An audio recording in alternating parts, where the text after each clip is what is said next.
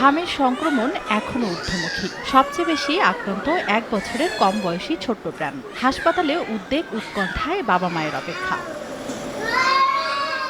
হামের সংক্রমণ ঠেকাতে বরিশাল সিটির 30টি ওয়ার্ডে চলছে টিকাদান। প্রতিষেধক পাচ্ছে 6 থেকে 59 মাস বয়সীরা।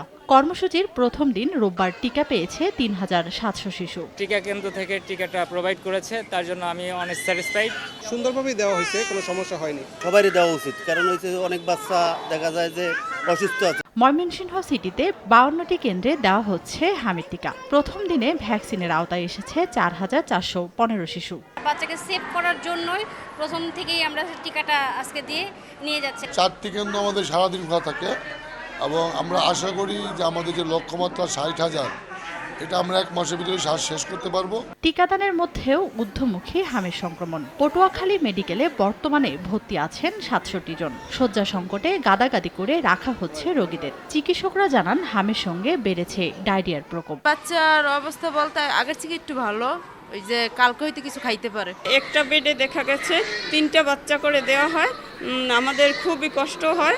আমাদের বেড সংখ্যা কম হলেও আমরা সাপ্লাই মেডিসিন যেগুলো আছে দিতে পারছি রোগীদের। ঝালকাঠির বিভিন্ন হাসপাতালে গত 24 ঘন্টায় হামের উপসর্গ নিয়ে ভর্তি হয়েছে 72 শিশু। নলছিটি উপজেলাকে হামের হটস্পট ঘোষণা করে 21,000 শিশুর মাঝে চলছে টিকাদান। তানজিনা তাসনিম, সময় সংবাদ।